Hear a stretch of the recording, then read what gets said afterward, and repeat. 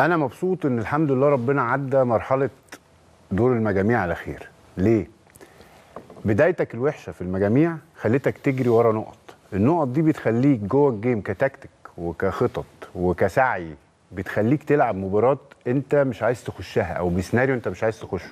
بمعنى انت ساعات ممكن تتعب بس لازم تفتح ملعب، في فرق ما ينفعش تفتح قدامها ملعب بس انت بتسعى للم نقط.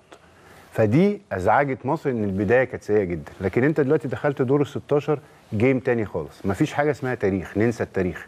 احنا موزمبيق اللي بيصحى بدري كان بيكسبها، شفت عملت فينا ايه؟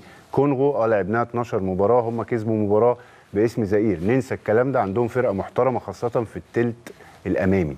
الفرقه دي فرقه غريبه جدا، خطيره جدا قدام، وبيلعبوا كوره وحافظين هم بيعملوا ايه كويس، ولكن هم عندهم مشاكل في المرتدات، عندهم مميزات نص كمان في ضعف طبعا. هم عيوبهم سريعا الدولار عارف ايه؟ عندهم عيب في الضربات الركنيه، واتمنى لان هم عندهم جزء بيلعب زون والجزء الثاني اللي بره بيلعب مان. فالمغرب لما جابت فيهم الجون ازاي؟ انا مش عايز نملى السته، مش عايز في القرار نملى السته، انا عايز نبتدي من نقطه ضربه الجزاء ونبتدي نتحرك. لازم القرار تتلعب لبره، هم عندهم سوء تمركز كبير جدا، وفكره الزون وفكره المان بتعمل لهم ارباك، وده اللي اشرف حكيمي جاب بيه الجول. النقطه الثانيه عندهم كوارث في التمركز في الكرات العرضيه، عندهم كوارث في التمركز في الكرات العرضيه، يعني فرص عبد المنعم ان شاء الله يقدر ان هو يجيب طبعا وحجازي والكلام ده كله، فاللي بيرفع القرار يرفعها لبره. ثالث حاجه عندهم مشكله في حته ايه؟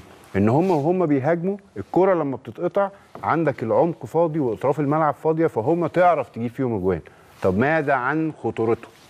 اول حاجه كميه كور عاليه بتتلعب مش عشوائيه، بتتلعب على المهاجم اسمه باكامبا اللي هو بتاع جالاتا سراي، عندك ويسا بتاع برينفورد بيخش، وعندك بونجوندا بونجوندا ده بيخش لجوه، وده زي ما دودار قال هو ده شغل دي صابر. وعندهم واحد لازم اسمه كاكوتو، انا كاتبه هنا كاكوتو، ده رقم 14، ركز في ده رقم 14 اللي بيلعب ده البلاي ميكر، ده البلاي ميكر ده مره واحده بتلاقيه داخل. عنده باك ليفت كويس برضه جدا اللي هو بتاع بشكتاش ده، عندهم بشكتاش باك ليفت كويس. نصيحه لعيبه منتخب مصر، الباك ليفت ده هو اللي بيلعب الكرانر مرعبه، هو اللي بيلعب الفاولات وهو كمان خلي بالك منه عنده حته بتاعت عبد الشافي ان انا بعرف ادوس بالكره واخش العمق.